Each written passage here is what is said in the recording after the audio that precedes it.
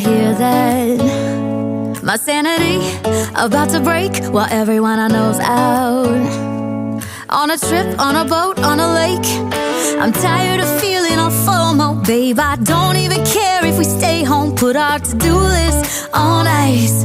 Crank the AC to 79 and make a little island right here.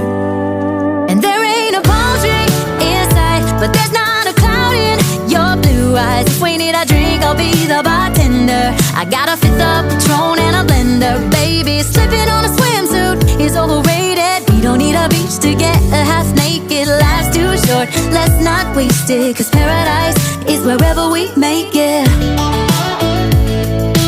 Paradise is wherever we make it. Till the sun's up Monday, we'll tell our phones, do not disturb. I got my straw hat, babe, and you can finally pull the tags on your Tommy Bahama shirt. Blue crush up on the 85-inch sound machine when we wanna hear the ocean. I think everything we need is right here.